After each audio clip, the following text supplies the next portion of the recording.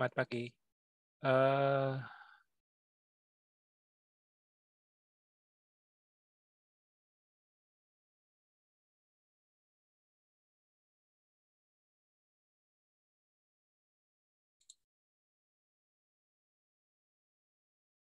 Saya jadiin saya jadiin ini ya. Bantu saya buka absennya, Pak. Bukan. Absen nanti dulu, sabar. Waiting room-nya pusing saya. Kemarin ada yang masuk banyak soalnya. Sekarang pusing.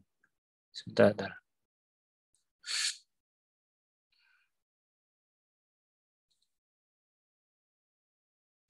Ups.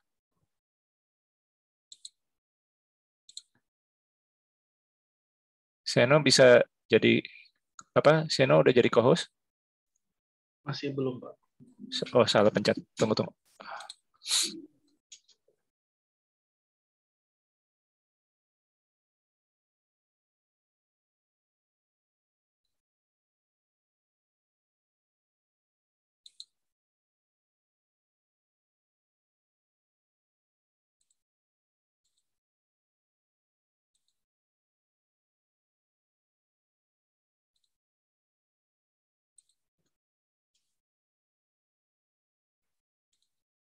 Sudah jadi? Sudah bisa? Terima? Tolong dimasukin aja. Admit all aja kalau itu. Oh, itu udah. Saya bisa admit all. Cuman berikutnya Anda yang masukin ya. Oke, ya, Pak. Selamat pagi, rekan-rekan. Nanti Bu Saras akan ngajar sekitar jam 8. Kita pagi ini santai dulu aja. Absen nanti pas Bu Saras mau masuk aja. Ya, saya udah kasih alarm.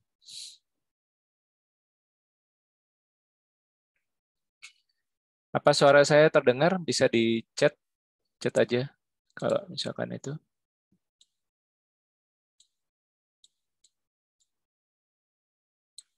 Apa suara ada yang masalah? Oke.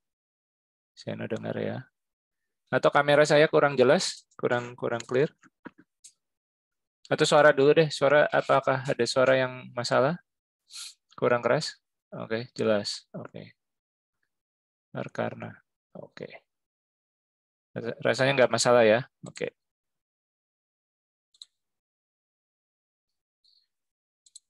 Sambil kita tunggu teman-teman di... Nggak usah satu-satu, Seno admit all aja. Iya, Nggak bisa ya? udah admin all itu, Pak. Admit all? Udah admin Ya, all. ya. Cuma dia pelan ya. Oke. Nggak masalah. Oke, sip. Sambil nunggu teman-teman, kita coba share screen.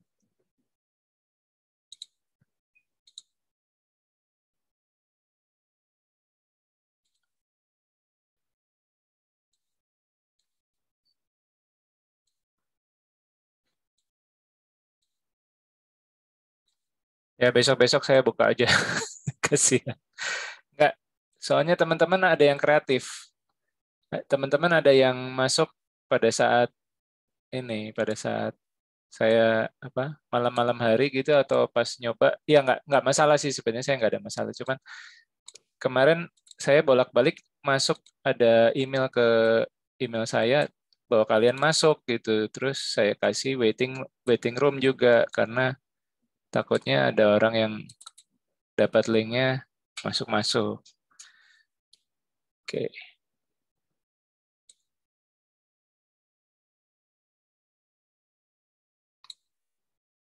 33 responden. Oke. Gak apa-apa sambil kita jalan ya. Selamat pagi. Mungkin saya perkenalkan ulang, nama saya Gunawan Tanuwijaya. Saya dosen arsitektur. Ini kedengeran? Sorry, slide-nya cukup jelas nggak? Layarnya cukup jelas nggak? Atau Cukup, kurang? Pak. Cukup ya? Oke, sip. Oke. Kalau kecepatan nanti bilang ya, siapa kemarin. Yang teman-teman yang kalau kecepatan ya mohon maaf kemarin soalnya dalam 2 jam kita harus membahas seluruh mata kuliah. Mungkin saya minta maaf kalau terlalu cepat. Pagi ini kita ulang beberapa poin aja. Dan terima kasih sudah kerjasama, Seno sudah bantu saya mengumpulkan teman-teman. Kita mungkin, oh ya, sebelum kemarin lupa, kita mulai pertemuan ini kita mulai doa dulu aja ya. Saya pimpin secara Kristiani, silakan teman-teman berdoa sesuai dengan kepercayaan masing-masing. Terima kasih Tuhan atas waktu pagi hari ini kami bisa kuliah bersama pengantar permukiman kelas B. Tuhan pimpin agar materi yang diberikan oleh saya dan juga Bu Saras nanti akan sangat jelas. Dan juga kami mohon pimpinanmu untuk teman-teman yang berada di rumah agar materi ini bisa tersampaikan dan kami bisa belajar sesuatu. Dalam namamu kami berdoa. Amin. Oke, terima kasih untuk waktunya. Sebentar, kita cek. Oke, masih ada waiting room lagi ya. Oke, 42. Kita tunggu sampai teman-teman masuk. Oke, balik lagi ke mata kuliah saya. Kalian bisa cek ya, jadi nggak usah takut. Kalian bisa cek pengantar permukiman wordpress.com. Ya, nanti saya kasih linknya di chat. Rasanya kemarin juga sudah dikasih ya di chatting saya. Nah, sambil kita baca, kita kan sebenarnya cuma 2 SKS, jadi nggak berat sekali seperti studio. Tapi kita juga harus punya, bentar ya, saya share dulu. Kita punya target-target yang harus dipenuhi. Ya, jadi buat teman-teman juga harus minimal menyadari atau menguasai tentang permukiman, perumahan, prasarana, sarana umum, dan sebagainya. Gitu ya. Jadi itu yang harus dilakukan. Kedua juga ini ada tujuannya ya. Jadi memahami pengertian permukiman sarana prasarana umum, memahami masalah-masalah permukiman suatu kota. Ya, jadi ini juga harus dipertimbangkan. Sebentar saya kasih share dulu ke grup kita supaya.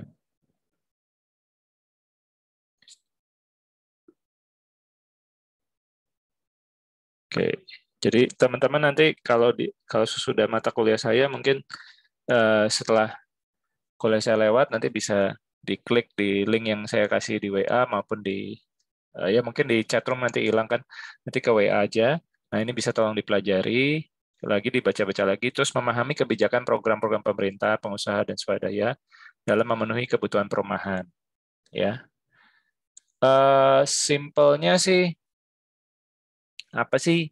Ya kalau kita mendesain sebuah rumah, kita nggak bisa memikirkan hanya di dalam rumah itu saja, gitu kan ya. Teman-teman selama ini di merancang 1, merancang 2 kita bicara ke dalam 1, 2 ya mungkin ya, merancang ke dalam rumah, ke dalam bangunannya. Nah, merancang 3 sebenarnya sudah mulai memikirkan ruang luar ya, tapi belum penuh. Nah, nanti merancang 4 kita merancang banyak masa. Nah, nanti di situ kalian bisa ya mungkin ada sedikit masukan untuk teman-teman merancang 4 gitu ya. Walaupun belum bisa 100% atau masukan ini kan baru bisa kalian pahami penuh setelah lulus ya. Jadi mungkin merancang 5 nanti kalian akan lebih paham bagaimana dampak perumahan, dampak permukiman gitu ya. Terus CPMK-nya mungkin ini juga kalian bisa lihat, mampu menjelaskan pengertian masalah perumahan ya, mampu menjelaskan pelaku program perumahan, mampu menjelaskan program-program pembiayaan perumahan dan strategi nasional. Ya, makanya tadi nanti slide yang kita share mulai minggu depan. Jadi mulai minggu depan kita akan belajar materi-materi ini lebih banyak. Teman-teman sudah dibagi kelompok ada 6. Nanti masing-masing menjelaskan ini ya. Dan satu lagi mampu menganalisis pelaku program dan perancangan perumahan. Oke. Yang ini yang analyzing. Jadi yang 3 tadi cuman understanding, yang terakhir kita menganalisis sebuah kasus. Oke. Saya bantu Seno, kasihan juga. Mungkin lama ininya. 46 ya. Oke. Mungkin sambil ini juga ada 2 orang kemarin yang masih. Oh ya udah. Mungkin sampai situ ada pertanyaan nggak untuk tujuan materi saya? Boleh di chat kalau ada pertanyaan, silakan. Atau mau ngomong langsung, silakan.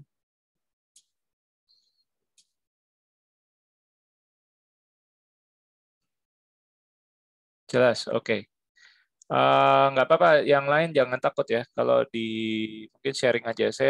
Saya waktu S2 di Singapura atau waktu saat saya S3 ini tidak ada kata orang yang kurang pintar ya. Jadi kalau di kelas kita diam, berarti kamu rugi. Karena saya dibayar untuk mengajar Anda. Jadi harusnya Anda nanya gitu ya. Tidak harus selalu nanya, boleh. Misalkan suatu saat, wah Pak, saya malu nanya di kelas, silakan bisa chatting saya. Mungkin pas hari ini ya, pas hari kerja ya. Atau kalau mau spesifik ya pas hari Jumat aja, karena kan saya ngajar kalian hari Jumat. Ya, jadi mungkin kalian bisa nanya selama hari Jumat jam 8 pagi sampai jam 5 sore, silakan chatting aja saya. Ya, jam 8 pagi, jam 5 sore WIB ya. Jadi nggak usah bingung, saya nanti menyesuaikan.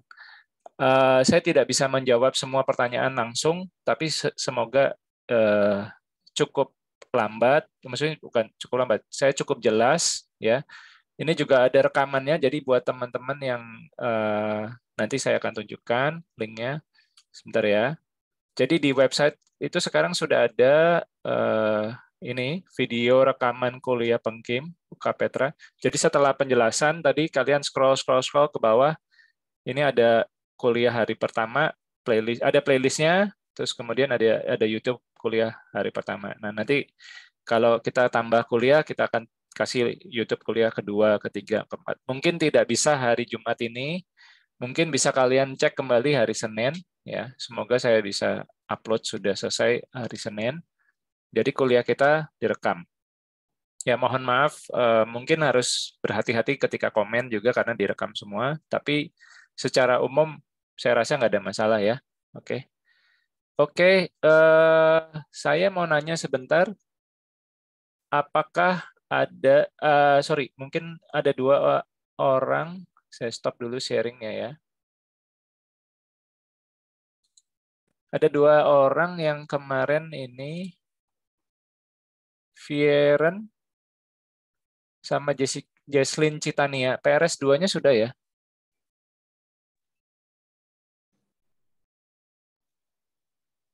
Permisi, Pak. Saya Ya. juga PS2. Oke, kalau gitu nanti chat WA chat WA grup belum masuk berarti? Belum masuk, Pak. Ya, tunggu. Kalau gitu nanti Anda WA ke sebentar. Saya chat aja WA saya. Ya, makasih, Pak. Siapa namanya? Keisha, Pak. Keisha. Atau kamu chat aja nama NRP di chat kita, di chat ini. Saya masukin dulu Bentar, Pak. aja ya. Oke. Atau gini aja, yang Viren udah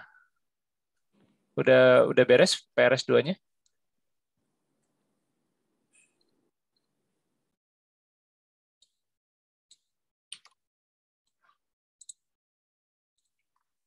Bentar ya, saya masukin dulu. Salah.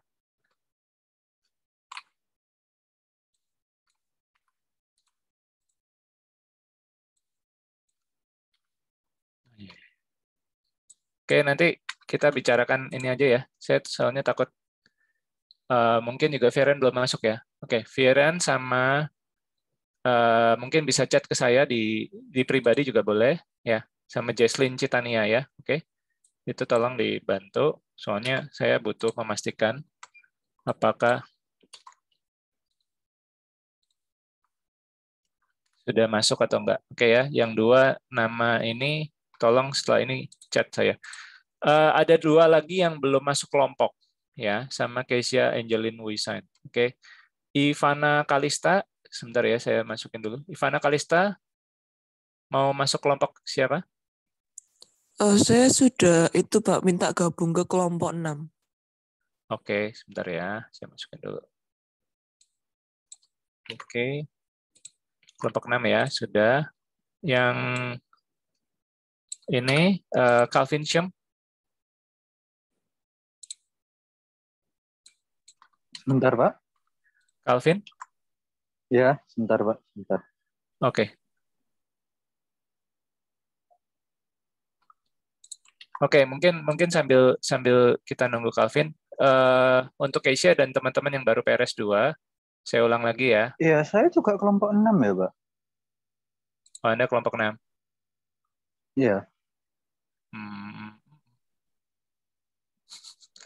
Ini kayaknya kebanyakan. Coba sebentar. Seno, yang masuk ke kelompok 6 siapa ya? Iya, kemarin Calvin sama Ivana request kelompok 6 juga, Pak. Apa pindahkan 1? Atau gini deh, kalian undian aja deh. Ini masalahnya tempatnya cuma 1. Oke, saya share aja ya informasinya ya. Jadi yang sisa kelompoknya adalah kelompok 5. Atau sekalian aja saya bahas. Bentar deh. Ini masih ada waktu ya. Oke, sekalian gini aja. Seno, sekalian tolong share absen. Share absen, oke. Bentar, Pak. Ini sudah 46 ya. Oke. Mungkin Ivan saya jadiin co-host, bantu saya itu ya. Aduh, namanya membuat saya pusing. Antonius Ivan Nugroho Santosa ya? Itu ya? Iya, Pak. Kamu bantu saya nerima Bu itu ya, nerima Bu Saras ya. Oke. Oke, Pak. Apa-apa, pokoknya kalau 55 10.55 nanti co-host admit all aja, nggak apa-apa. Nggak usah. Oke, Pak. Oke. Seno, bantu saya share absen. Oke, Pak. Saya Oke, sambil ini. Atau gini, Seno, sambil kamu buat, saya jelasin sedikit ya. Oke. Oke. Jadi untuk kalau udah siap, bilang aja. Oke, share screen aja langsung. Untuk rekan-rekan yang baru masuk PRS 2, oke. Ini absennya silakan. Sambil absen dulu deh.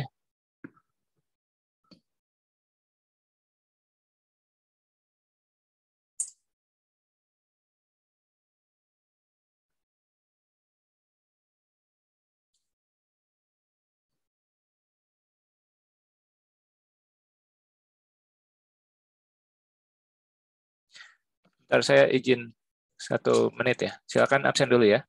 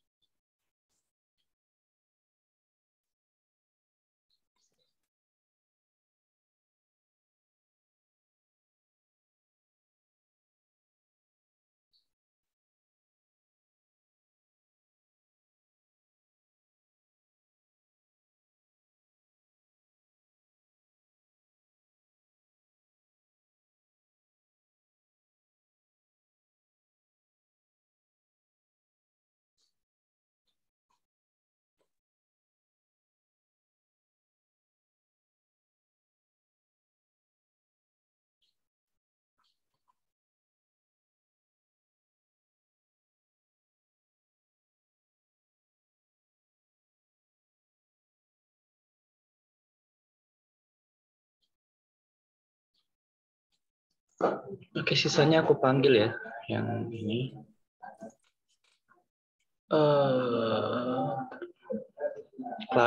Clarissa Aprilia. Oh iya, Clarissa. hadir. Ivana Kalista hadir. Sen. Oke. Sorry, Ya. di stop sharingnya, Sen. Oh, oke. Kamu jangan sharing itu. Oh, oke. Oke, sisanya aku panggil Dipanggil aja, Moses. silakan. Ya, Moses tadi udah lapor. Randy Yohanes.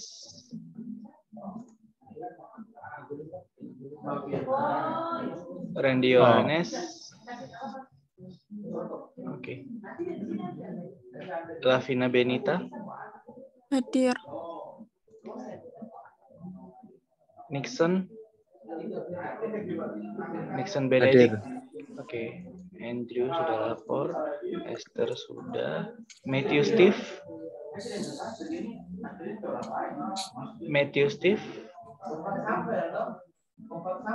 Oke.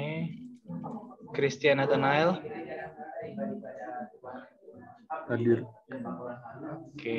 Christian Nathanael hadir. Nicholas Theodore.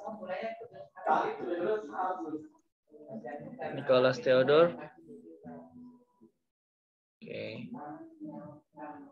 Toar. Hadir. Oke. Aku panggil sekali lagi Matthew Steve. Oke, nggak ada.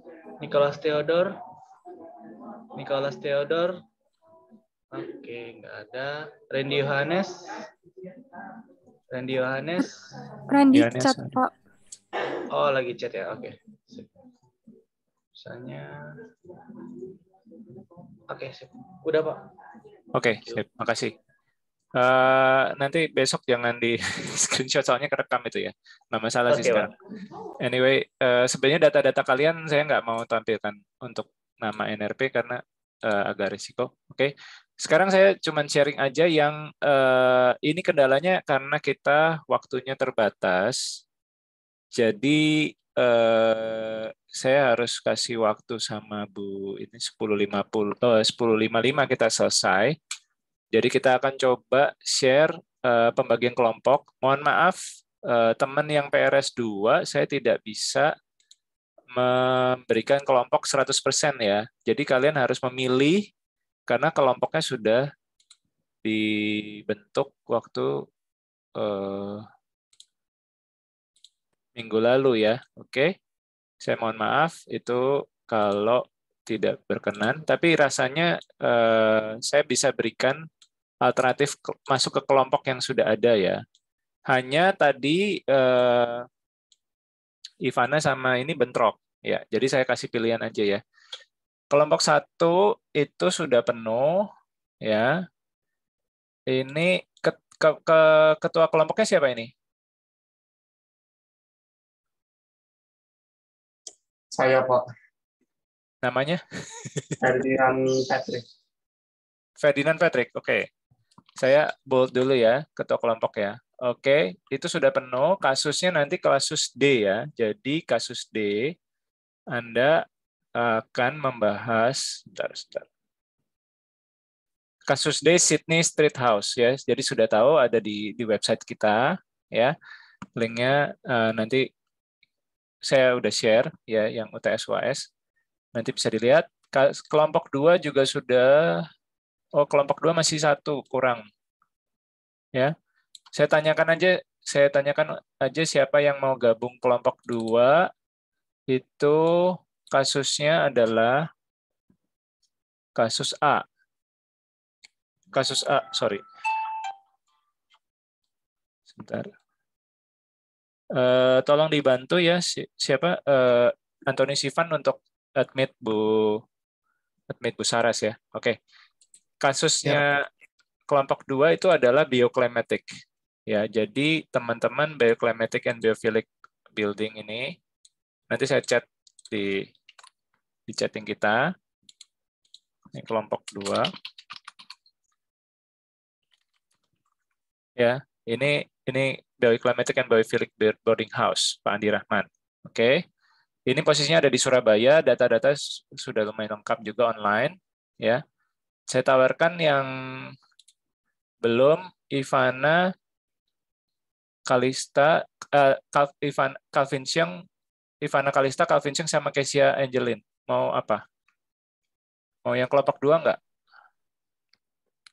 Saya masuk kelompoknya Jerry, Pak. Kelompok Kelompok 4. Jerry. Ini siapa? Sorry. Namanya siapa? Keisha, Pak. Kesia kelompoknya 4. Tunggu. Atau gini aja dulu, kita jangan loncat kelompok 4 dulu, sebentar. Oke. Itu kelompok 4 sudah penuh soalnya, 8 orang. Oh, udah bener. Gini aja. Udah deh, daripada nanti ribut, saya berikan ini aja deh. Kompensasi sekarang beberapa boleh. Tapi nggak boleh mengganti total ya. Ya, nggak boleh mengganti total karena kita juga terlalu banyak, nanti terlalu sulit. Ya beginilah kesulitannya kalau kita PRS2, PRS1 nanti ada yang masuk kelompoknya rombak lagi ya.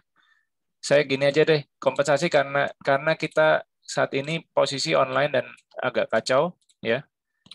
Saya nggak batasin untuk 8 ya. Tapi yang sudah memilih jangan pindah. Oke? Jadi Kelvin Sung sama Ivana saya posisikan di kelompok 6 ya. Jadi 9 dia. Oke. Kezia saya posisikan di kelompok 4. Iya. Iya, Pak. Oke. Tapi buat yang lain nggak boleh pindah. Oke. Soalnya biar gampang. Dan tentu saja jangan khawatir kalian yang bersembilan nanti tugasnya lebih banyak. Maksudnya nggak akan lebih ringan ya. Jadi jangan sampai yang 9 orang sangat ringan. Oke. Tapi yang ini yang PRS2 siapa lagi? Belum ada lagi. Saya memastikan. Yang PRS2 di chat sekarang namanya nama NRP. Sekarang yang PRS2 ya. Tadi yang absen sudah selesai semua ya.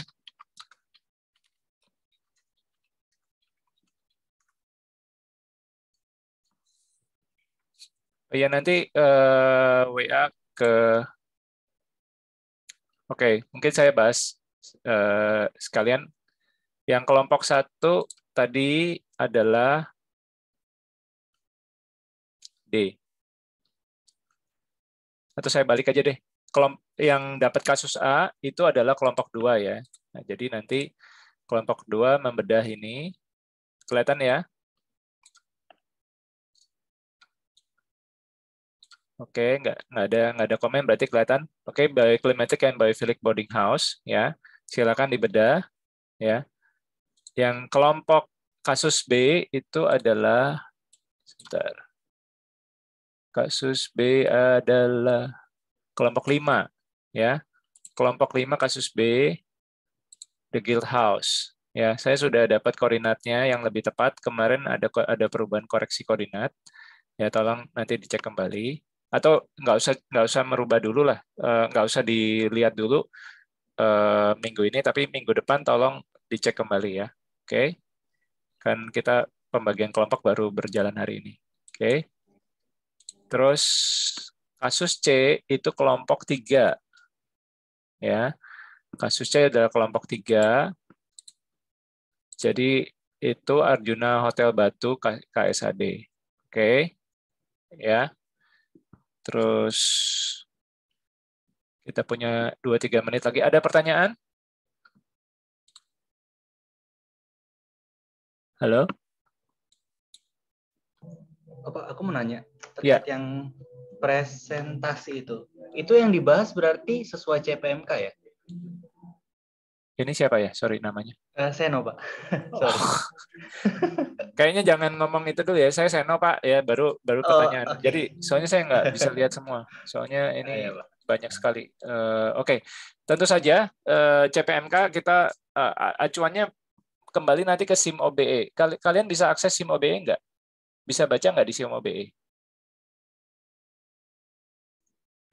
Atau gini lah. Pasti semuanya ngikutin CPMK ya, karena kita mata kuliah yang berbasis CPMK ya. Kalian harus sadar ini kan menganalisis atau tujuannya adalah menganalisis menganalisis kasus kan gitu. Jadi kita harus kembali misalkan contohnya jadi Arjuna Hotel Batu ya. Ini Memang bukan perumahan, Tapi kan kita bisa menganalisis kawasan sekelilingnya. Contohnya misalkan ini ada Google Map-nya, saya buka dulu sebentar. Nah, misalkan ya, kalau kalian lihat di Google Map ini kelihatan sekali Hotel Arjuna ini di pinggir jalan besar ya. Ini berarti prasarana jalan yang utama, ya. Kemudian dia sendiri juga, misalkan contohnya ada toko-toko yang berada di sekitarnya, misalkan ada apotek, ya. Oke. Bu Saras sudah masuk sebentar ya, Bu Saras. Oke, Bu Saras belum masuk. Masih masuk ini. Ya, contoh-contohnya ada apotek ya, terus ada warung makan, ada depot makanan, ada SPBU ya, ada gereja Katolik misalnya kayak gitu. Jadi kita masukin fasilitas-fasilitas ini ke dalam analisis kita ya. Nah, itu akan memenuhi CPMK untuk menganalisis kawasannya ya, gitu. Mungkin kalau pengadaan Hotel Arjuna ini kita belum bisa dapat datanya karena online kan kita tidak bisa nanya, ya kan? Ya sudah, biarkan dulu apa yang ada, sudah masukin dulu. Nanti kalau perlu kita harus wawancara, kita coba wawancara dengan selamat pagi Bu Saras. Selamat pagi Pak Gun. Oke, sebentar ya Bu. Ini mohon maaf agak sedikit telat, mungkin 5 menit mundur sedikit ya. Sebentar ya Bu ya. Slide-nya disiapkan aja Bu. Kalau ibu mau ngajar, berarti slide-nya dari ibu aja nggak apa-apa kok. Ya. Iya, baik Pak. Sudah siap. Oke. Nah, jadi fasilitas-fasilitas ini nanti kalian harus analisis juga sekalian. Ya, walaupun tidak semuanya lah. Kita hanya potong satu penggal jalan dari SPBU sampai bank ini mungkin ya. Kita akan bicarakan di dalam kelompok lagi ya, Seno ya. Hari ini kayaknya kita nggak keburu untuk menjelaskan seluruh tugasnya. Karena hari ini tujuannya adalah sebenarnya membagi kelompok ulang supaya nggak ada yang sisa ya.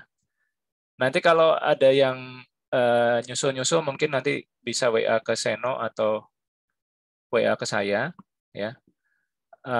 Tapi rasanya kita nggak akan berubah lagi ya, oke? Dan nggak bisa jadi nggak bisa jadi lebih dari 9. Jadi saya koreksi kalau ada yang ini nanti saya akan kasih link di WA chat kita setelah agak siang ya, dan kalian bisa lihat list yang terbaru. Oke, itu tentu saja begitu. Kita akan kembali ke CPMK, tenang aja, pasti selalu CPMK. Kasus D ini tadi kelompok 1. Oh ya, sambil itu ya, tadi kelompok 3 siapa ketuanya?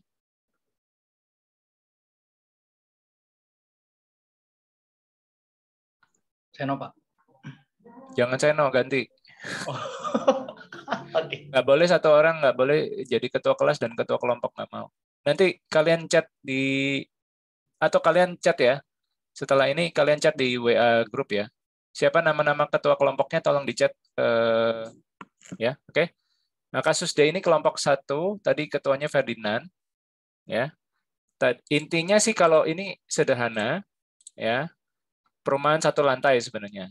Cuman yang menarik ini ada di Brisbane dan saya sudah berikan land use plan-nya ya. Jadi kalian bisa bandingkan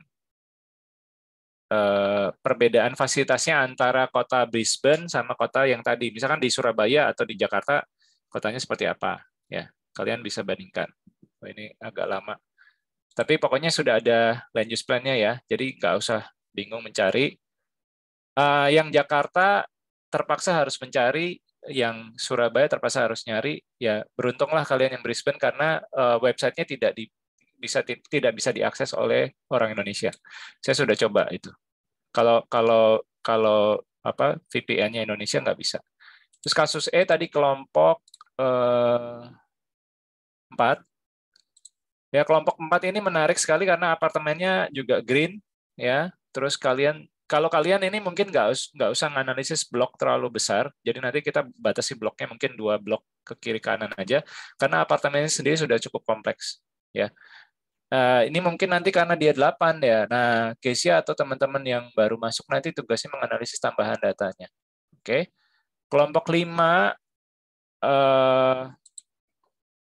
sorry, kelompok F itu, sorry ini karena belum distrukturkan. Oh, F nggak diambil, oke. G nggak diambil, tinggal kasus H. Oke, satu lagi. Kasus H ini, Matthew terlambat.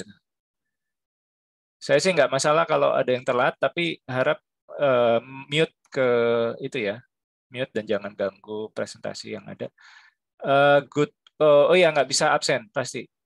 Yang telat nggak bisa absen ya. Goodwood Residence Woha, ya saya kasih berikan waktu 20 menit lah kira-kira ya untuk telat. Tapi kalau bisa jangan lebih. Oke, Goodwood Residence Woha ini kasusnya menarik sekali karena apartemen mewah dan dia penghawaan silangnya bagus. Nah ini nanti kelompoknya bisa kaji lebih banyak. Oke, terima kasih. Mungkin terakhir adakah pertanyaan? Sorry ya Bu, sebentar. 1 menit lagi.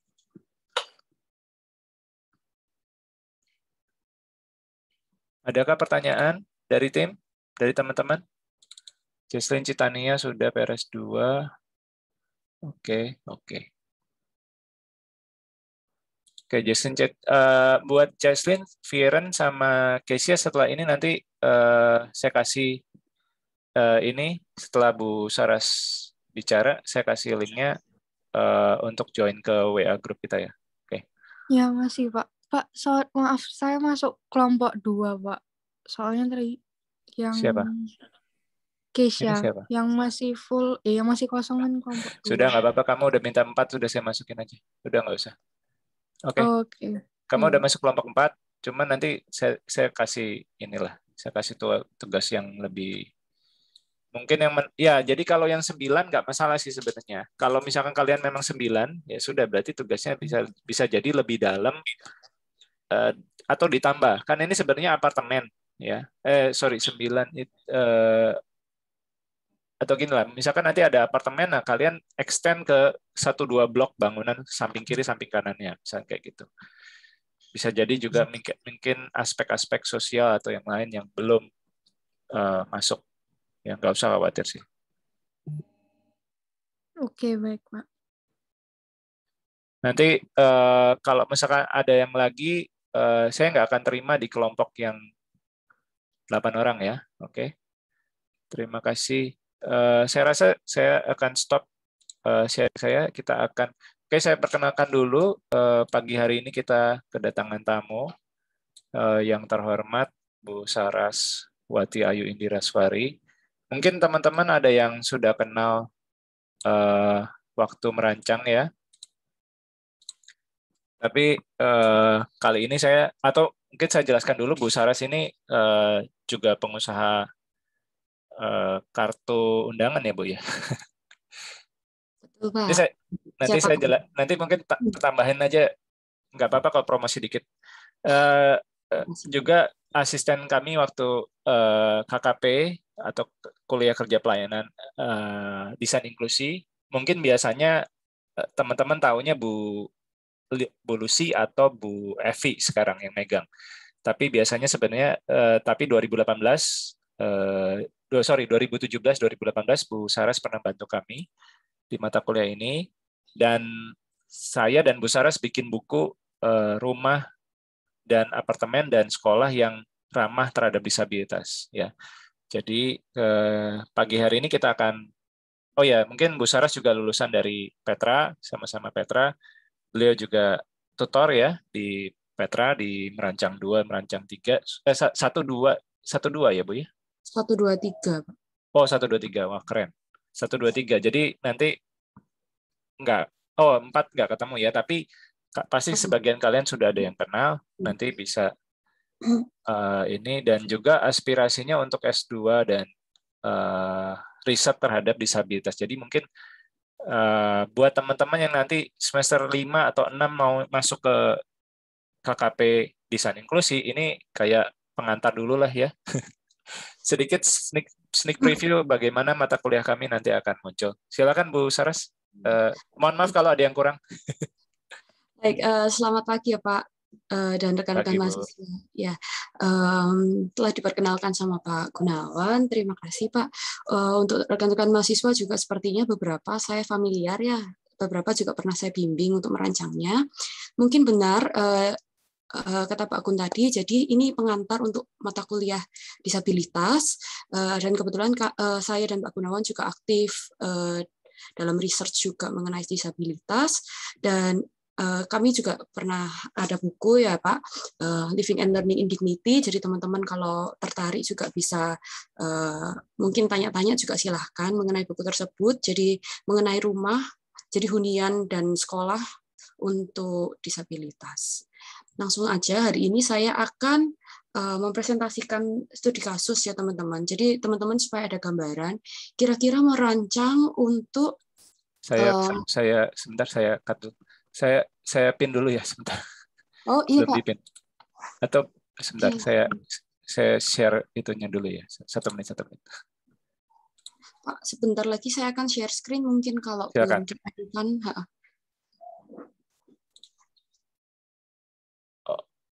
Gimana? Sorry. Sudah bisa share screen ya Pak? Bisa, monggo. Silakan. Oh, baik. Nah, oke. Silakan Bu, sorry. Iya, enggak apa-apa. Mungkin saya akan ulangin sedikit. Jadi untuk teman-teman, ini pengantar sedikit mengenai bagaimana kita mendesain untuk orang berkebutuhan khusus, khususnya yang di sini yang akan saya bahas, yang menggunakan kursi roda. Di beberapa proyek yang saya pegang juga, saya juga menangani beberapa rumah yang juga sebenarnya untuk yang senior ya, yang lansia gitu, rumah untuk lansia gitu. Jadi ini sedikit berhubungan dengan keseharian saya juga. Jadi di sini saya akan menjelaskan tentang Durham House Portobello di Edinburgh. Jadi saya ceritakan dulu bagaimana latar belakang dari rumah ini ya. Jadi seperti ini. Ini saya ada saya stop share sebentar. Mungkin teman-teman mau lihat nanti setelah saya presentasi, saya kopikan ada video ya teman-teman. Kalian bisa lihat bagaimana sudut pandang dari orang yang menggunakan kursi roda dalam mengakses rumah ini. Sangat menarik sekali karena yang pegang kameranya ini si Greta sendiri. Greta ini adalah pemilik rumahnya yang menggunakan kursi roda. Mungkin nanti kalian bisa tonton waktu ada waktu senggang gitu. Di ini Durham House Portobello. Apakah kursor saya terlihat ya teman-teman? Halo? Iya, Bu. Kelihatan ya? Oke. Jadi kalau kita lihat di sini, dia didesain sangat selaras dengan sekitarnya ya teman-teman. Jadi pemilik rumah ini itu namanya Thea sama Ian dan memiliki anak namanya Greta. Kebetulan Greta ini cerebral palsy, jadi untuk mobilitas dia menggunakan kursi roda. Rumah ini dibangun di kota kelahirannya Greta dengan harapan dia bisa tumbuh di kota ini dengan bisa diterima gitu dengan sekitarnya. Dan dia bisa menjadi anak-anak pada umumnya gitu ya, bisa bermain dan di luar keterbatasannya ia bisa benar-benar bersatu dengan sekitarnya. Makanya rumah ini didesain seperti menyatu ya dengan sekitarnya supaya tidak menjadi jarak gitu. Kita lanjutkan. Dinamakan ramp house karena memang untuk mobilitas dari level 1 ke level yang lain menggunakan ramp. Karena ramp ini didesain dengan kemiringan yang nyaman untuk menggunakan kursi roda, sehingga Greta dapat leluasa bermain dari satu space ke space yang lain, bahkan dari satu level ke level yang lain dengan independen, dengan mandiri, tanpa membutuhkan bantuan dari orang tua atau teman-temannya. Kita lihat di sini, ini ada beberapa level. Ini level 1, ini yang setengah, kemudian yang atas. Nah, kalau kita lihat di sini, ini waktu dia ada di level yang setengah tadi ya, di sini di semua area itu bisa saling berhubungan. Jadi di area living yang bawah ini, dengan area perpustakaan, dengan area kamar tidur orang tua pun bisa saling melihat satu sama lain. Saya akan jelaskan mungkin dari Dena akan lebih jelas. Seperti ini. Ini area masuk, ya teman-teman dilihat penanda entrance ini. Jadi waktu masuk di sini, orang akan disajikan dengan hubungan antar ruang yang sebenarnya extraordinary ya, kurang tidak biasa. Jadi di sini pemisahan antara satu ruang dengan ruang yang lain itu menggunakan leveling. Pasti kalian bertanya-tanya, kenapa sih kok malah pakai leveling padahal menggunakan kursi roda gitu? Karena yang diinginkan oleh oleh pemilik rumah ini bagaimana mereka dapat tetap memantau gitu kegiatannya si Greta ini. Jadi membuat konsep yang barrier free ya. Dengan membedakan level tanpa menggunakan barrier, otomatis bisa lebih terlihat kegiatan di rumah ini gitu. Dan antar satu space dengan space yang lain dihubungkan dengan ramp seperti ini. Jadi kalau kita lihat di foto yang atas ini, kita berdiri di level yang setengah di area library. Di sini kita bisa melihat area living, bisa melihat area kitchen ya di sini, kitchen sama makan di sini, atau malah di area sini. Di area yang ini ya study kalau nggak salah. Oh bukan, di ruang yang ini bisa melihat ke garden, bisa melihat ke area breakfast yang di sini. Seperti itu. Jadi memang dibuat barrier free supaya semua ruang dapat terlihat gitu ya. Nah seperti ini.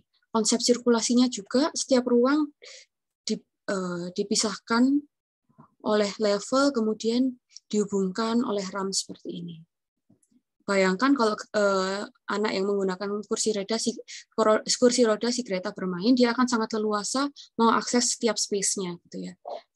Dan juga ada area-area yang pausing area. Jadi bordes di sini seperti ini.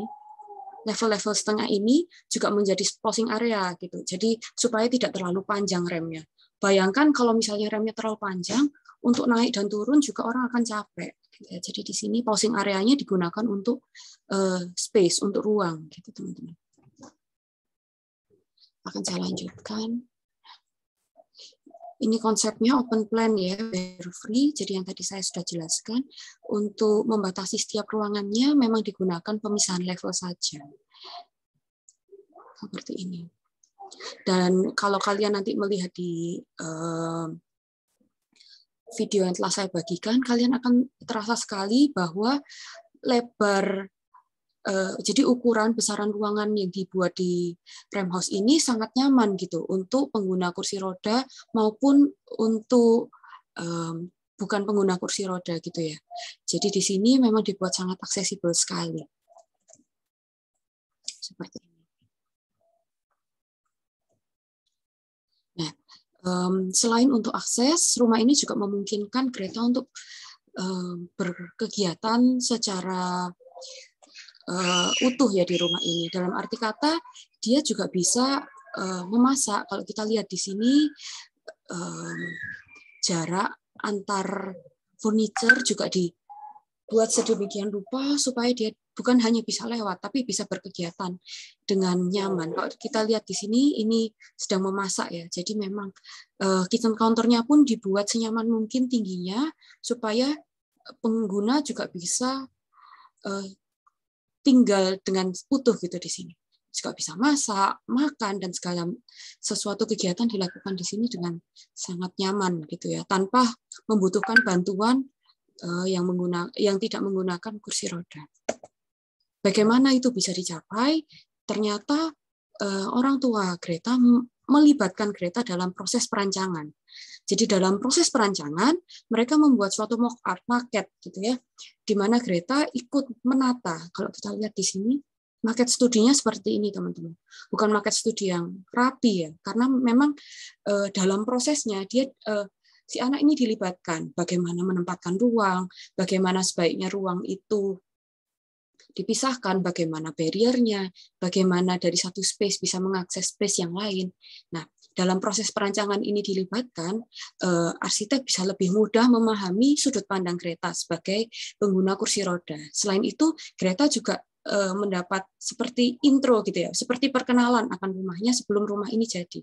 Jadi di situ Greta sudah bisa membayangkan, oh apabila dari space ini ke space ini, saya akan melewati rem ini gitu. Nah, seperti itu. Jadi desain di sini yang diinginkan itu memang perubahan. Maksud saya itu perubahan desain ya. Jadi bagaimana desain itu bisa mewadahi, tetapi dengan perubahan yang kecil gitu. Bukan perubahan yang besar. Kalau kita lihat di sini juga dia menyatu gitu dengan lingkungannya. Seperti itu. Jadi impact-nya kalau kita, nanti kalian baca ya, jadi impact-nya di sini itu bukan hanya untuk Greta aja gitu. Bagaimana dia bisa kegiatan sehari-hari, tapi juga ada impact eksternal gitu ya untuk lingkungannya. Bagaimana ia melihat Greta itu menjadi sosok yang independen gitu ya teman-teman melalui The Rem House ini. Kira-kira itu pengantar yang bisa saya berikan. Apabila ada yang ada komentar atau ada yang tertarik atau ada hal yang ingin ditanyakan, silahkan kalian bisa chat di kolom komentar. Terima kasih Pak Gun untuk waktunya. Terima kasih Bu. Waduh, cepat sekali. Terima kasih. Tapi rasanya oke sih. Ya. Saya tambahkan, ini sebenarnya ada, jadi PPT-nya Bu Saras, saya sudah share juga di Google Drive kita ya. Nanti atau gini, kalian bisa cek di WhatsApp group. Nanti saya bisa share juga di ini di link kita. Sebentar.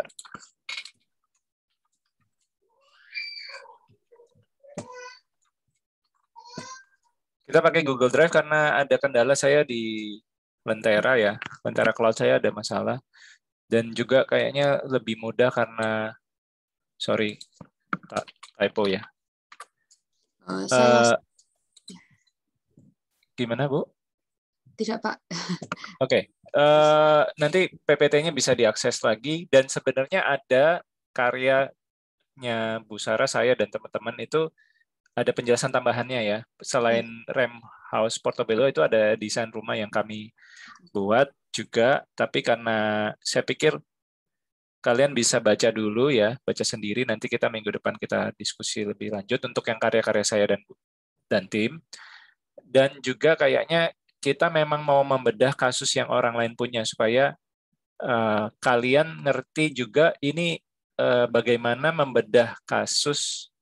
Ini bisa jadi juga contoh untuk UAS kita ya. Jadi Bu Sarah sudah mempresentasikan dengan baik sekali bagaimana proses desainnya. Ya, mungkin sedikit aja masukan Bu. Cerebral palsy itu apa Bu ya? Mungkin saya pura-pura nggak tahu nih. Cerebral palsy itu. Pertanyaan pertamanya mungkin dari saya. Cerebral palsy itu apa Bu ya? Cerebral palsy itu ini Pak, kelainan bawaan sejak lahir ya Pak ya, di mana tulang belakangnya kalau tidak salah tidak dapat menyangga ya Pak ya. Jadi memang sehari-hari menggunakan kursi roda karena tidak bisa berjalan sendiri. Gitu. Oke. Mungkin buat teman-teman itu baru ya Bu ya. Jadi bagaimana teman-teman yang cerebral palsy itu sebenarnya masalah di tulang belakang. Jadi tulang belakangnya syarafnya tidak bisa bekerja dengan baik. Akibatnya biasanya badan dari leher ke bawah itu jadi lumpuh.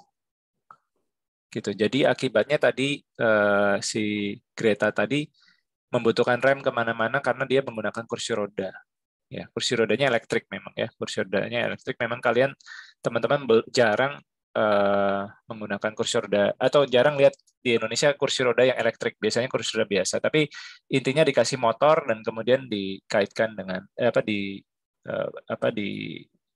dipasang dengan rodanya, jadi dia bisa kemana-mana sendiri dan bisa menggunakan remote, jadi dia tangannya masih bisa ya, rasanya tangannya masih bisa, cuman badan atas sama badan bawahnya tidak bisa bergerak.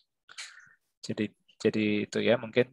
Ada pertanyaan dulu buat teman-teman, silakan. Mau Seno atau teman-teman silakan. Ini kesempatan kalian untuk nanya kepada Bu Saras. Oh iya, satu lagi untuk buku Bu Saras dan saya.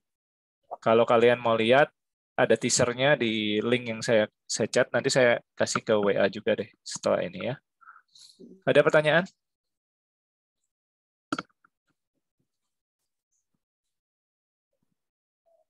Kalau nggak ada pertanyaan, saya paksa ngomong loh ya. Bu, saya mau nanya. Ya, Seno. silakan Seno. Namanya dulu deh. Oh ya, Seno Pak. Seno bosen. Aku Nggak, nanya. ya silakan Seno. Jadi kan rumah ini ibaratnya kayak menciri khas untuk membantu orang yang disabilitas ya. Dalam arti dia pakai kursi roda gitu ya, Bu. Betul. Berarti arsiteknya mikir kayak setiap detail rancangan itu ngebuat nyaman ini ya berarti, Bu, untuk kursi rodanya, sama berarti kayak jarak antar perabotnya dan lain sebagainya tuh dipikirkan gitu ya. Bahkan untuk dari segi kamar mandi sendiri, otomatis kayak apakah kamar mandinya bakal terpisah atau jadi satu dengan semuanya gitu, Bu. Gitu sih. Oke. Terus sorry dah satu lagi, Bu. Ya, Itu ya, kan silakan. tadi ruangannya bilang kan kayak tanpa barrier gitu ya, Bu. Berarti kayak antar ruangan ini nggak ada dindingnya gitu ya, Bu, berarti. Itu aja sih. Oke, makasih Seno. Jadi coba saya bukakan ya. Untuk pertanyaan pertama tadi untuk kamar mandi ya Seno. Iya, Bu. Nah, untuk kamar mandi, kalau lihat di sini, kamar mandinya itu setiap kamar mandi ini dibuat aksesibel, terutama yang diakses oleh Greta sendiri. Jadi kalau kita lihat di sini ada bed 1, bed 3 sama bed 2. Nah, lokasi Greta tidur itu ada di bed 3 sama bed 2 di sini. Dan di sini ada kamar mandi. Kalau kita lihat di sini, besaran kamar mandi yang ini beda sama yang ini. Yang di bed 1. Jadi memang kamar mandi yang digunakan oleh Greta adalah kamar mandi yang aksesibel. Gitu. Jadi di sini masih ada privacy, karena untuk area-area yang privacy memang tidak barrier free, karena dipikirkan nanti Greta juga akan dewasa ya, akan tumbuh besar ya. Jadi masih ada privacy untuk area-area yang memang untuk Greta gitu ya. Untuk seperti ini. Untuk orang tuanya juga masih ada privacy gitu. Tapi untuk area-area zoning yang public gitu ya, yang seperti ini, living, kitchen ini benar-benar barrier free kalau kamu lihat di sini. Seperti ini. Begitu. Jadi untuk kamar mandi memang aksesibel, yang memang untuk Greta gitu. Berarti kamar mandinya dibuat terpisah gitu ya, Bu? Ada yang khusus untuk si Gretanya. Oh, oke, Bu. Baik. Gitu. Makasih, Bu. Terus yang kedua, untuk barrier free otomatis sudah langsung kejawab ya. Iya. Yang di area Oke. yang publik. Oke. Di area publik. Oke, makasih, Bu. Sama-sama.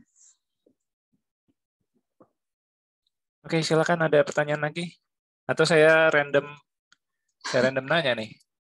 Ini biasanya yang jadi masalah kalau di Indonesia, kita kalau nanya itu dianggapnya kita nggak ngerti, malu gitu ya. Kadang-kadang nggak ada masalah kalau menurut saya. Poin, misalkan ini jujur aja ya, kalau saya di Australia atau di Singapura, kalau yang nanya itu dapat poin loh ya. Di Seno nih bisa dapat A nih kalau nanya terus ya. Tapi masalahnya yang lain nggak ada yang dapat A, nah repot kan ya. Kita harus giliran, bukan Seno nggak boleh nanya ya, maksudnya Seno boleh nanya, tapi mungkin yang lain juga silakan nanya. Mumpung ada Bu Saras juga, mungkin saya sambil promosi ya, Bu Saras juga bikin kartu undangan ya, bikin kreativitas ya. Jadi arsitek itu nggak harus cuma jadi arsitek rumah atau arsitek bayangan. Teman-teman kan biasanya bikin rumah gitu ya. Nah, Bu Saras ini bikin kreativitas yang lain gitu ya, bikin riset bersama saya dan tim, bikin undangan pernikahan, bikin website pernikahan dan sebagainya. Jadi kreatif industri ya. Jadi kita tuh sebenarnya kita termasuk industri kreatif ya. Jadi arsitek nggak harus cuma jadi arsitek desain rumah, bangunan dan sebagainya. Oke. Mungkin saya tambahin juga untuk Seno tadi. Jadi ketika mendesain bangunan biasanya ya arsitek tuh bilang, oh ini toilet untuk orang biasa Pak atau orang normal gitu ya. Ini toilet untuk orang disabilitas. Dengan menciptakan dua jenis fasilitas, oh yang ini biasa, yang ini disabilitas, sebenarnya kita sudah mendiskriminasi mereka, gitu ya. Dan tujuannya saya jelasin Rem House atau kami menjelasin Rem House Portobello ini bagaimana memang keluarganya Greta tadi kan orang tanda kutip biasa ya, yang non disabilitas ya. Tapi mereka bersama-sama mendesain ini bersama dengan Greta dan diharapkan desainnya memfasilitasi semua gitu ya. Jadi toiletnya mungkin ada yang lebih besar untuk Greta, betul. Tapi semua orang juga bisa pakai gitu ya. Jadi harus aksesibel dan seluruh rumah sebenarnya bisa diakses 100% ya. Yang saya lihat remnya cukup curam. Boleh di-share, Bu, terakhir remnya itu. Ya, ini aja sudah. Oke. Jadi remnya buat teman-teman ini harus dilihat, dia memaksimalkan juga rem. Nanti mungkin saya akan bahas lebih banyak rem dan sebagainya di mata kuliah saya di semester 5 dan 6. Tapi kalian sadar bahwa rumah itu terkait juga pembiayaan. Jadi remnya kita nggak bisa ideal 1:1, misalkan 1:20, misalnya gitu ya. 1:20 artinya 1 meter kenaikan itu kita punya 20 meter landai. Nah, kita nggak bisa bikin 1:20 karena rumah itu mahal gitu ya. Kalau remnya 1:20 berarti 1 meter perbedaan lantai. Misalkan dari ini kan lantai 1 ke lantai 2 3 meter misalnya gitu ya. Berarti kita punya 60 meter rem. Kan nggak mungkin.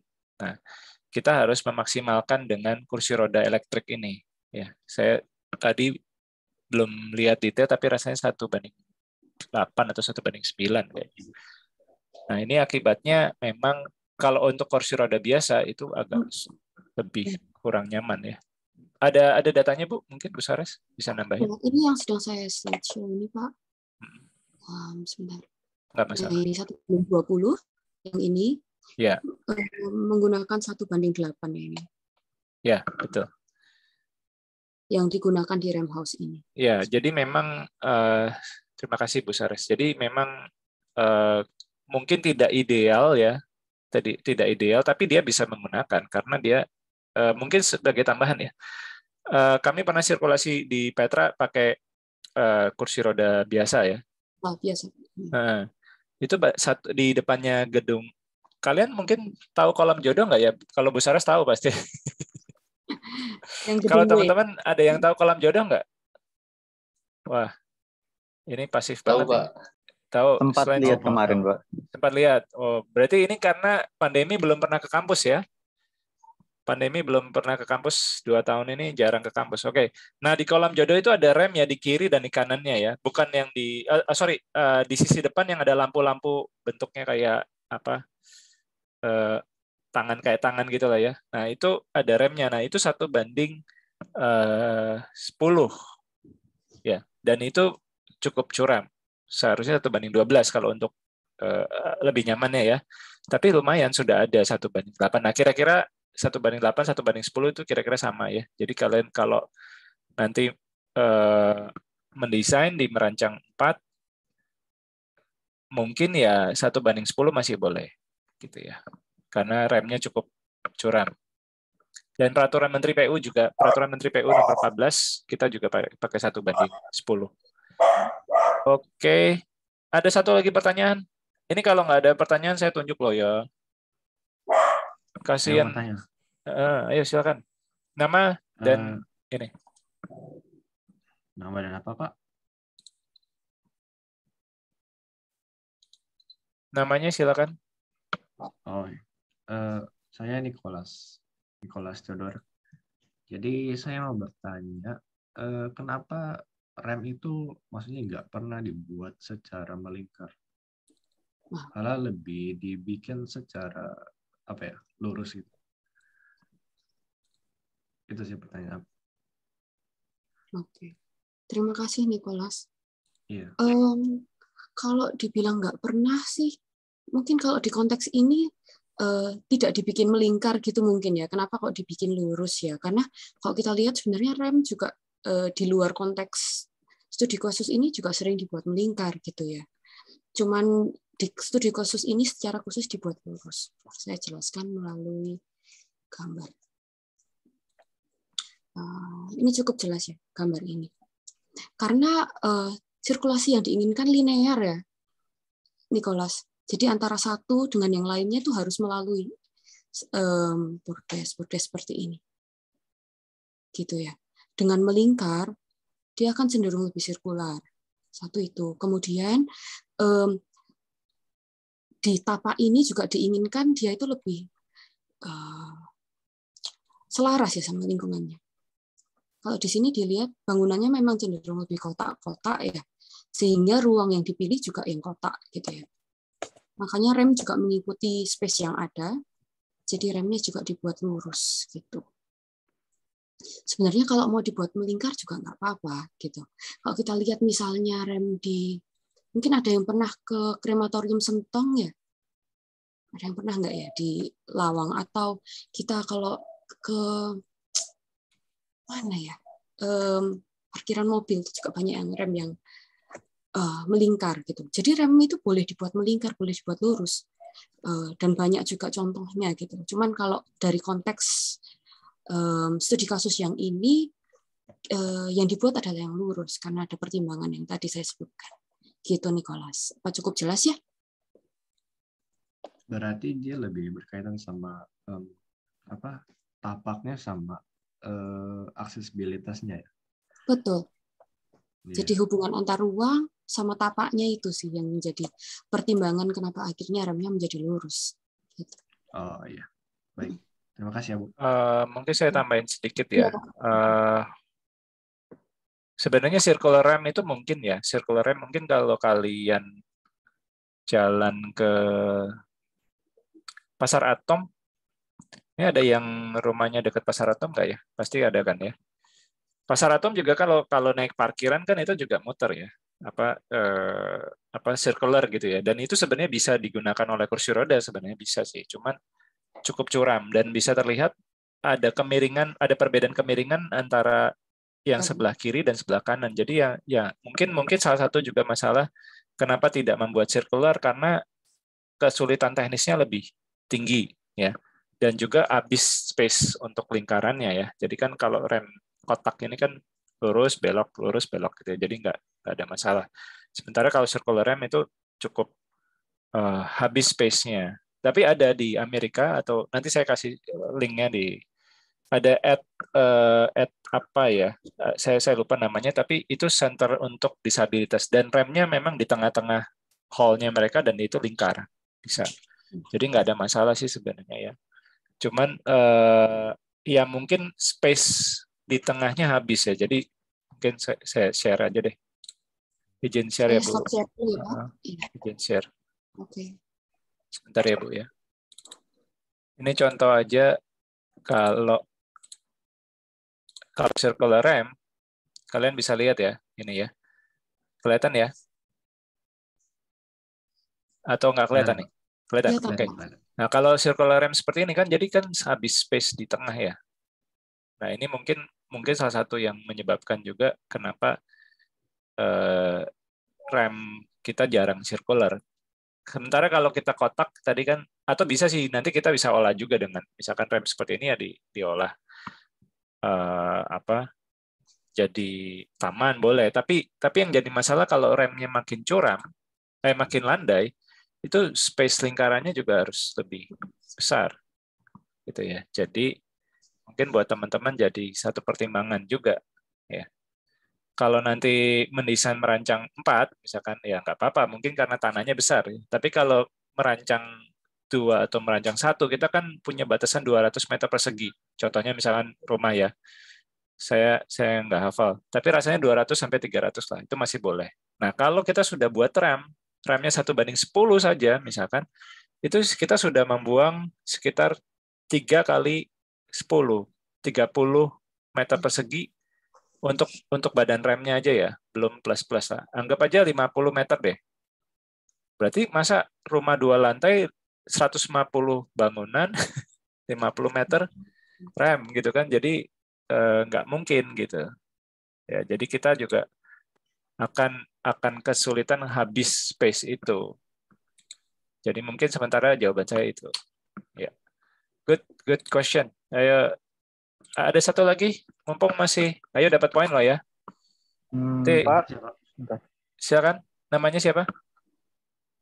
Calvin Chung tadi, B1220091. Oke, nggak apa-apa. Calvin Chung. Ya, lebih pertanyaan aja ya. Mengenai remnya itu, saya tadi nggak sempat kelihatan, cuma ada nggak kayak pemberian tekstur atau details gitu pada remnya itu tadi. Jadi terkadang saya ngelihat kayak sering rem-rem yang saya lihat ya, bukan rem yang langsung dari material kayak batu kasar atau tapi rem-rem kayak rumah makan di mana mereka bikinnya pakai kayu itu loh. Jadi mereka itu ngasih seperti details gitu. Jadi lapisan-lapisan ban atau karet gitu. dan dikasih jarak-jarak gitu, karena ternyata pas saya bilang kenapa diberikan kayak gitu, kursi roda itu ternyata kan juga bisa mundur kan kalau misalnya kita lagi naik itu. Jadi katanya pemberiannya di TENS itu bisa bantu kursi rodanya nahan di tempatnya itu. Tapi saya untuk di rumah ini kurang kelihatan kayak di TENS atau tekstur untuk remnya itu tadi. Ya, oke. Pertanyaan yang baik. Ini sudah saya share. Mungkin dari gambar yang ini lebih kelihatan ya. Jadi untuk pemberian tekstur ada pemberian tekstur kayu seperti ini, tetapi tidak menggunakan yang kamu tadi sebutkan seperti karet itu ya. Jadi memang menggunakan tekstur yang berbeda saja seperti ini. Jadi lebih kasar ya daripada sekitarnya kayak gitu. Pertanyaan bagus, dan saya lihat kamu juga sudah eksplorasi ya, jadi sudah ada dasarnya gitu. Jadi memang benar kalau misalnya menggunakan kursi roda memang harus rem itu biasanya digunakan tekstur yang berbeda supaya ada penahannya gitu ya, supaya tidak terlalu licin. Itu gunanya juga selain untuk pengguna kursi roda juga untuk kita yang tidak menggunakan kursi roda ya sebenarnya, supaya tidak terlalu licin gitu remnya, karena bahaya juga. Bayangkan kalau misalnya dia keramik yang licin juga akan bahaya, bukan hanya pengguna kursi roda, kita pun yang tidak menggunakan kursi roda juga bahaya gitu ya. Makasih untuk pertanyaannya. Jadi ini bisa kelihatan di gambar yang ini ya, kalau memang tekstur yang digunakan di rem berbeda.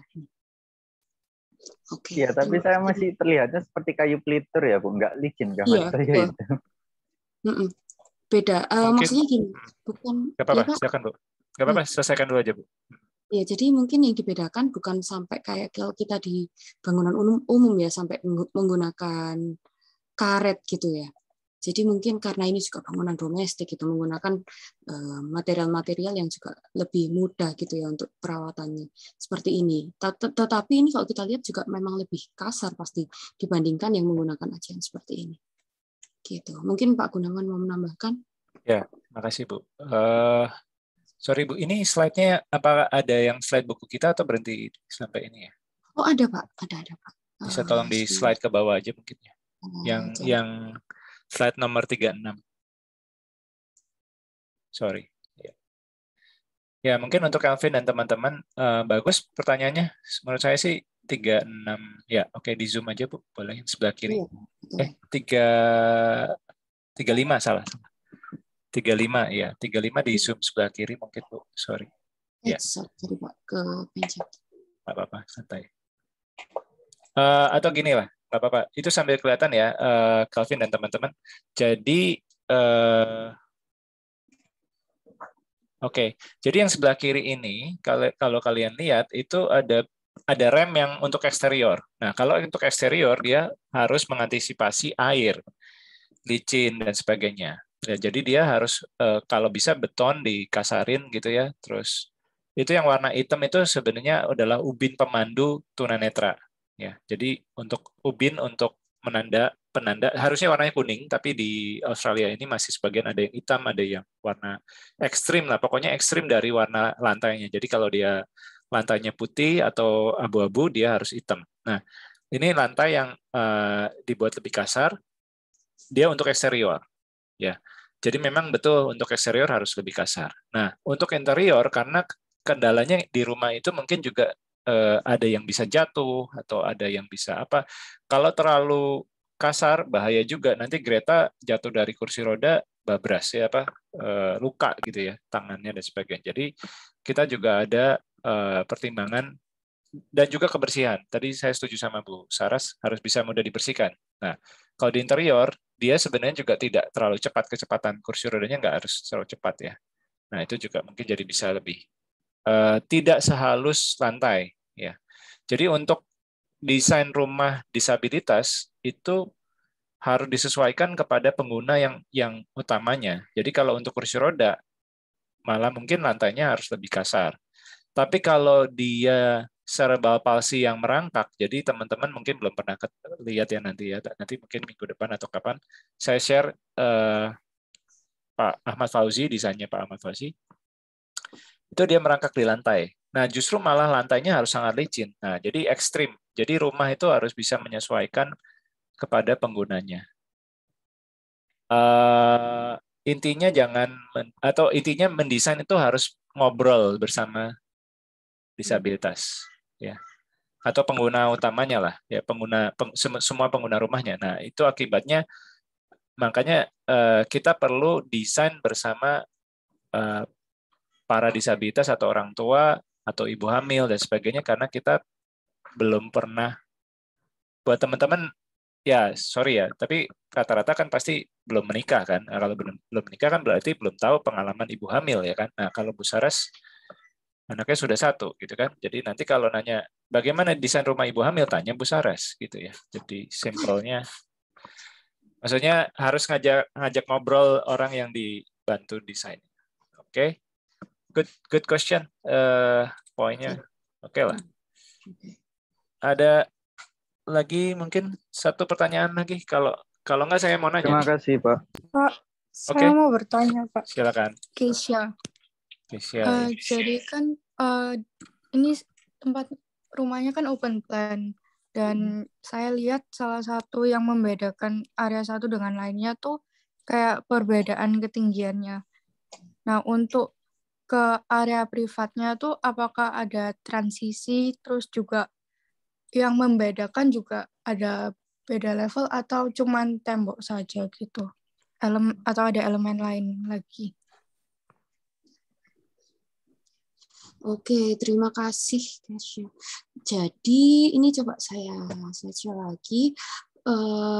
Pertanyaan ini, jadi untuk pembedaan zoningnya gitu ya antara area private sama non private itu dengan menggunakan perbedaan level juga, namun dengan membedakan lantai ya. Jadi di lantai yang bawah ini semuanya open plan, sedangkan di lantai 2-nya itu khusus yang private. Jadi untuk transisinya adalah di rem yang panjang ini. Di sini begitu masuk lorong yang ini mungkin jelas. Lorong yang ini udah masuk yang area private. Sebentar, mungkin ada. Nah ini area private sudah masuknya. Jadi setelah rem yang panjang, ini area yang private. Gitu. Cukup jelas ya. Terima kasih, Bu. Iya, sama-sama Tisha. Kalau saya boleh tambahin juga mungkin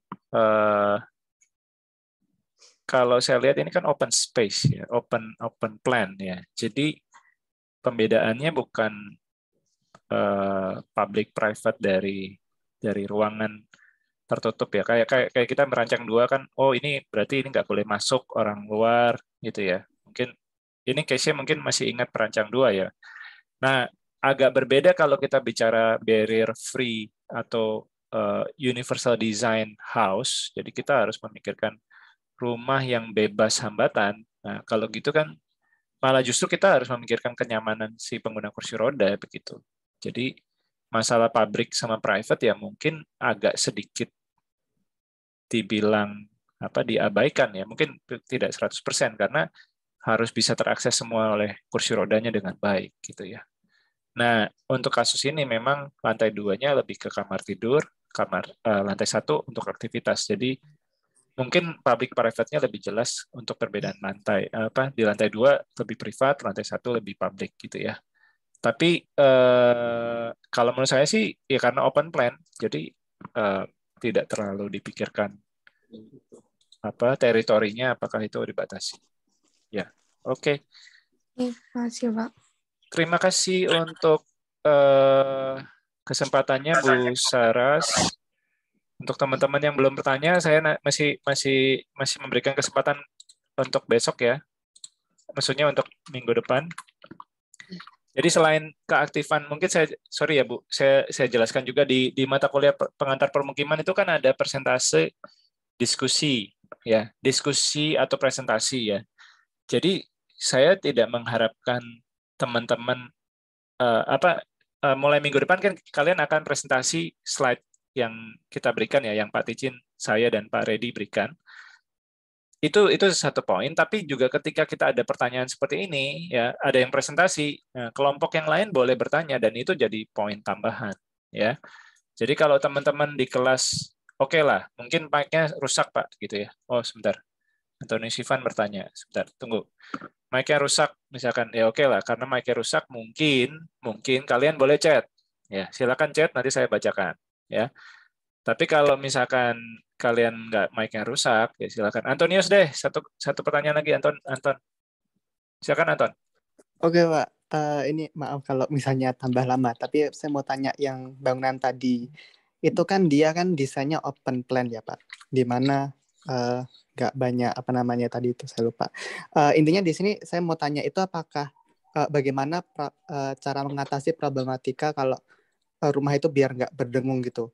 Maksudnya kayak kan open plan jadi suaranya kemana-mana, jadi kayak besar, menggema, dan lain-lain. Apakah emang didesain seperti itu atau ada cara tertentu untuk mengatasi hal tersebut? Ini masuk ya pertanyaannya. Siap. Silakan, Bu. Oke. Monggo, Bu Saras. Share screen lagi ya, Pak. Monggo, silakan. Nah, kalau kita lihat di sini, memang beda ya, berdengung sama terdengar ya. Jadi kalau di sini, kalau kita lihat untuk suara, memang sebenarnya ingin memang terdengar satu ruangan sama ruangan yang lain gitu ya. Karena orang tua si Greta ini yang menggunakan kursi roda, memang pengen dia itu untuk bisa terus memantau gitu ya dari ruangan-ruangan yang lain. Tapi kalau untuk berdengung, kalau kita lihat di sini, plafonnya nggak dibuat terlalu tinggi. Ini. Antara ini itu nggak double height ya ceilingnya. Ini tetap biasa gitu. Jadi kalau kita lihat ini agak dipotong gitu ya lantai 2-nya. Jadi nggak double height. Jadi sebenarnya kalau saya lihat di sini ini nggak terlalu berdengung gitu, tapi tetap terdengar gitu. Dengan buat ini nggak double height. Kalau dia double height pasti nanti akan berdengung gitu yang gema gitu ya, karena terlalu besar gitu. Seperti itu. Antonius. Oh ya, Bu. Oke. Ya kurang lebih Mas, Bu. Oke. Makasih, Bu. Ya, nanti mungkin itu juga salah satu yang penting dalam perancangan itu kan integrasi semua sistem ya. Ini memang nggak di permukiman nggak kita bahas. Tapi bagaimana akustiknya juga dipikirkan. Nah, kalau kalian ingin tahu lebih dalam tentang akustik, silakan nanti ada mata kuliah pilihan pendalaman, ada Profesor Evi, ada Pak Nugroho. Mungkin kasus ini dibawa sekalian bikin mock-up-nya, 3D-nya langsung disimulasikan. Apakah benar dia jadi apa ya dengung atau mau merancang yang apa di kasus kita yang akustiknya dibahas gitu, silakan. Jadi bukan saya nggak bisa jawab, ada beberapa hal yang akan dikalahkan ya. Kalau kita open plan pasti ya security-nya kurang ya. Jadi kalau saya misalkan contohnya saya ngajar nih, misalkan saya ngajar ada di lantai 1, misalkan saya ada di Rem House ini, pasti akan terdengar ya dengan dengan sekeliling rumahnya pasti akan terdengar gitu ya. Misalkan tadi ada Bu Saras tadi saya bisa mendengar ada anaknya teriak-teriak misalkan kayak gitu karena open house, open plan pasti. Jadi pasti ada konsekuensi karena open plan akibatnya rumah tidak bisa terjaga secara akustik ya. Tertutup secara akustik. Jadi kita ya kalau jadi mungkin ide bagus mungkin di masa depan rumahnya seorang dosen tuh harus ada satu kantor yang tertutup untuk bisa ngajar online gitu ya. Rumah seorang dosen atau rumah seorang guru harus buat ruang akustik khusus atau kamar ruang musik gitu ya. Seperti ruang musik jadi kita bisa ngajar tanpa terganggu keluarga mau apa gitu ya. Tapi ide yang menarik mungkin nanti bisa dimasukin di Anton atau ini panggilnya Anton atau Ivan ya. Ivan bisa masukin di pembahasan kita di UAS ya, jangan dibuang. Idenya bagus. Aspek akustik saya jujur belum masukin di itu secara khusus ya karena dalam kajian saya selama ini perumahan lebih banyak ke sisi sosial atau sisi yang lain. Oke, terima kasih banyak Bu Saras, kita berikan aplaus. Atas kesempatannya. Biasanya kalau teman-teman tulis biasanya gini ya, karena kan teman-teman nggak bisa itu ya. Oke. Terima kasih. Silakan. Nggak apa-apa, boleh izin live Bu. Terima kasih banyak. Nanti kita koordinasi di luar ya. Terima kasih juga buat teman-teman. Saya izin live Pak Gun, teman-teman. Terima kasih. Oke. Terima kasih. Kita nggak akan lama. Kita cuman 10 menitan lagi. Saya izin membereskan aja administrasi. Bentar ya, saya bingung ini layarnya banyak. Oke, mungkin buat teman-teman yang tadi masih bingung, bisa terlihat? Bisa, Pak. Bisa, oke. Bentar ya, 1 menit. Jadi kembali lagi, pertama saya sudah lihat ada 2 orang yang bergabung. Ini Keisha sama ini sudah ya. Mungkin Keisha sama siapa? Yang baru bergabung ini coba cek nama. Jesslyn, Pak. Jesslyn sama Keisha. Oh, Jesslyn. Jesslyn Citania udah masuk ya? Ini Jesslyn Citania, bukan? Iya, Pak. Kalau Viren apa ada di dalam grup? Sudah?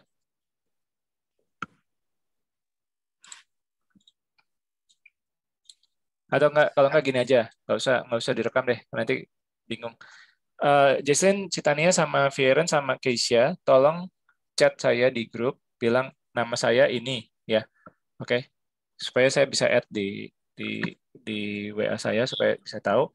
Komunikasi kita tetap ya di Lentera tetap ada, cuman saya kadang-kadang memberikan informasi kalau update saya pakai WhatsApp group ya karena saya agak kesulitan di Lentera saya dan saya juga lagi studi di S3 jadi waktu saya akan lebih banyak kalau harus buka Lentera dulu, lihat email dulu. Jadi kalau ini bisa WA langsung aja. Oke. Viren berarti ingatkan aja ya, Viren untuk Jesslyn atau ketua kelompoknya nanti ingatkan lagi. Oke, saya sambil catat juga nama ketua kelompoknya. Kelompok 2 siapa ya ketua kelompok? Kalau bingung, mic-nya boleh dicat aja. Ketua kelompok siapa? Kelompok 2?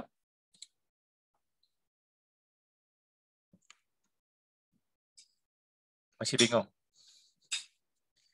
Mau ditunjuk atau mau ini? Memilih? Atau gini aja deh, kelompok 2, nanti kalian, kelompok-kelompok, pembagian kelompok, tolong diupdate juga ketua kelompoknya ya. Siapa ketua kelompok yang terbaru, supaya jangan saya waktunya juga, dan kalian juga zooming kan lumayan besar ya pulsanya. Oke. Saya update saja terakhir bahwa yang masuk tadi Keisha di kelompok 4 ya. Nanti harap sabar, mungkin nanti listnya saya upload sore ini sama videonya ya. Jadi nanti kalian lihat sendiri. Calvin Sing sama Ivana kelompok 6 ya. Oke. Sudah ya. Oke. Ada pertanyaan terakhir mungkin untuk mata kuliah. Oh ya, yang tadi mata kuliah yang tadi itu ada di Google Drive yang saya share ya. Jadi kalian bisa baca di WhatsApp group ada Google Drive untuk kuliah Jumat ya. Kuliah hari ini kalian bisa lihat ada pertanyaan, ada pertemuan dua. Nah, ini yang tadi dipresentasikan. Nah, di bawahnya ada slide buku kami. Jadi kalian bisa pelajari dulu, nanti minggu depan kalau ada pertanyaan kita bisa tanya jawab. Oke. Terus mungkin singkat aja untuk UTS ya. Untuk UTS kalian nanti membedah paper ya.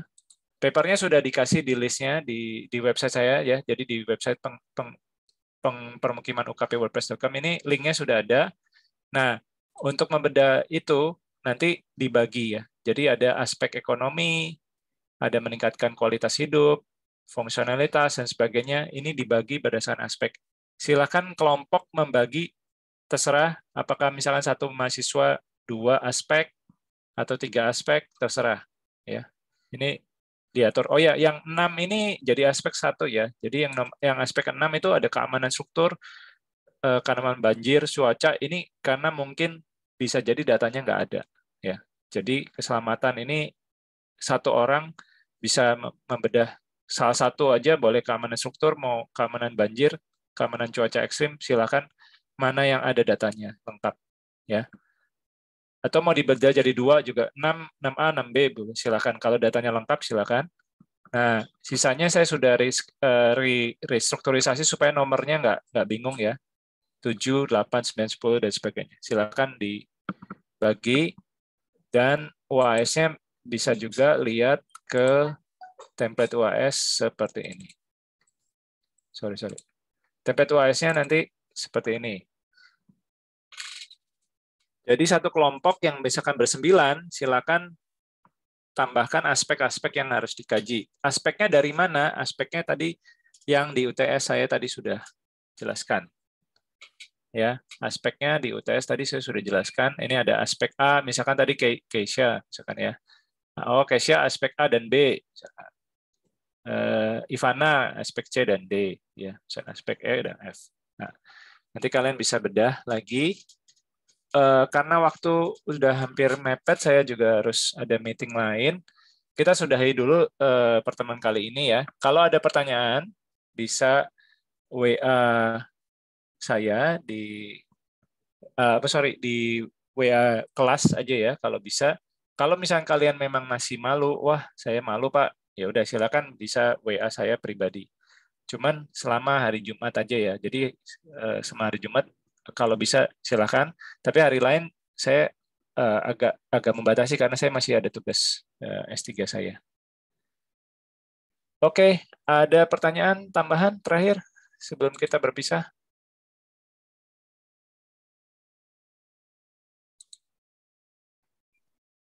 Belum ada sih keluar saya. Oke, cukup ya. Buat yang masih baru, mungkin bisa chat saya kalau misalkan bingung. Nanti kita bisa adakan sebenarnya minggu depan. Oh ya, buat minggu depan, saya lupa. Sekalian buat minggu depan ya. Minggu depan itu adalah kelompok.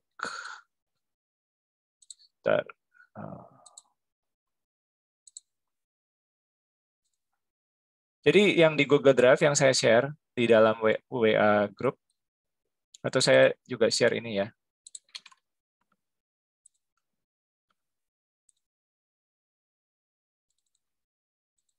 Silakan mau WA group, mau chat ini juga silakan. PPT untuk minggu depan. Ya. Nanti saya share mungkin ulang. Rasanya saya sudah share juga di WA ya. Nah, itu PPT-nya minggu depan kita akan minta tolong kelompok 6 dan 5 ya. Kelompok 6 dan 5 untuk membahas bahasan 1 dan bahasan 2. Jadi slide-nya nanti ada di sini ya. Pertemuan 3 ya 01 sama pertemuan 302. Nah, silakan Anda nanti membacakan atau menjelaskan sebisanya. Saya nggak menuntut Anda untuk lebih dari yang Anda bisa. Tapi kalau misalkan Anda ketemu link-link yang lain, misalkan Anda bilang, wah saya ketemu Pak link website yang lain atau link video yang lain, silakan bisa mempresentasikan setelah slide ini selesai. Ya, boleh. Jadi nanti dapat tambahan poin juga. Oke. Oke, terima kasih banyak atas waktu yang sudah dialokasikan. Saya rasa kita cukup bisa berhenti ya. Nanti